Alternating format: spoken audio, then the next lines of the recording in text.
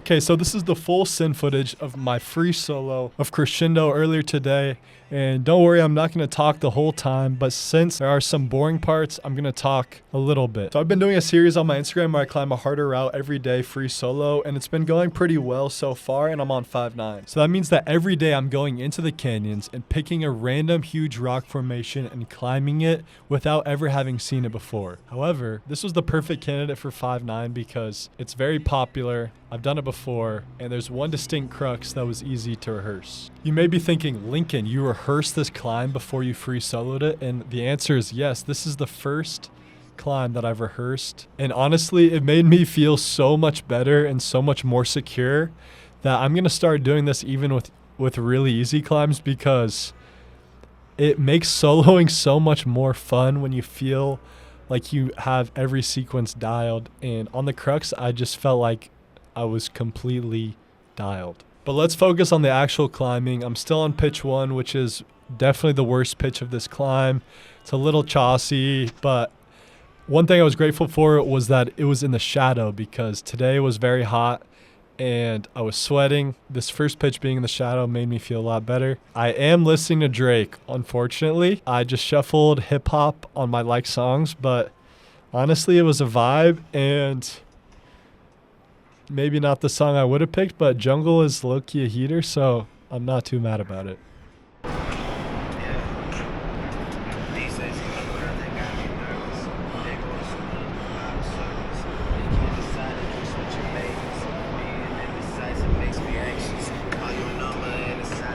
This song is pretty good, you can't lie. Like, even listening to it right now, I'm kind of vibing.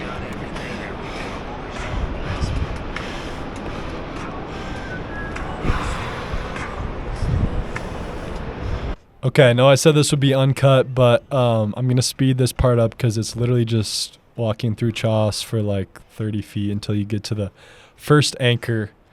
And I'm officially 100 feet up, done with pitch 1. This is a scary part for the people that I usually climb this route with. And you put your feet by this blocked X, and it's a little scary.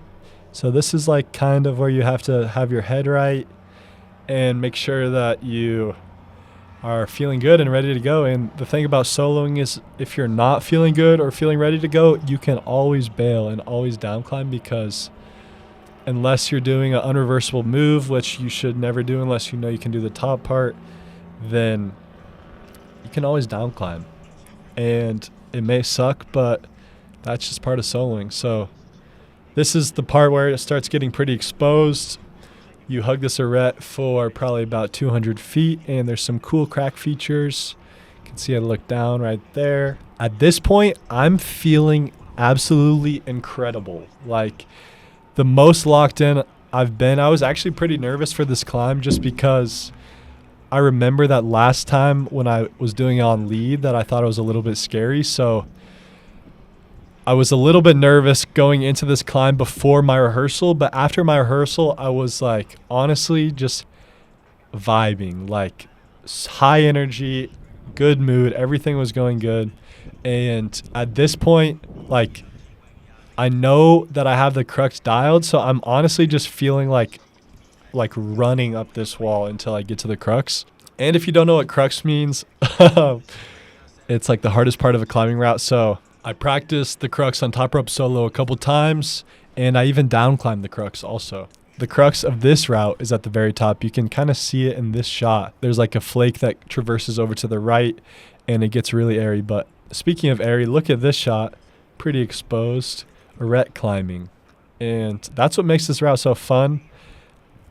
Here's one of the crack features I was talking about on the left. You can see absolutely splitter. I'm not using it at all though, because there's a lot of really good holds on the right side. So if I was on lead, I would definitely only be using the crack, but in my head I was like, there's no need to waste unnecessary energy.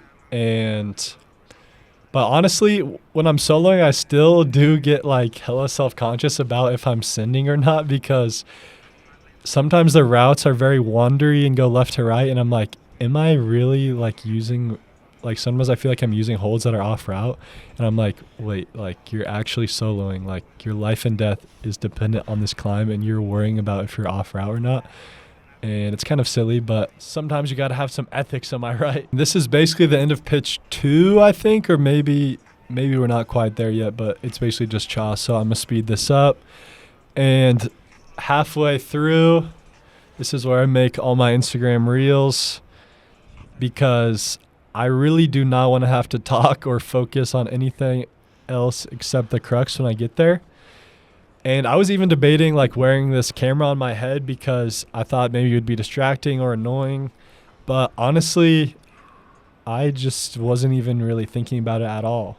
And that might be hard to believe. I used to not be able to ignore the camera at all, but I've recently learned that it's okay to wear this GoPro on my head, even though I feel like an idiot, and I can still try hard even when it's on my head. So yeah, that kind of brings me also to the general point of recording this video and why I even made this video of soloing. Peter Croft would probably shoot me in the thigh or maybe the kneecap because he does not approve of free soloing videography, but I think that it's okay to have multiple different perspectives, and I've had a lot of fun taking these videos and I like creating, so here you go. I'm going to stop talking for a little bit and let you guys watch this cool section.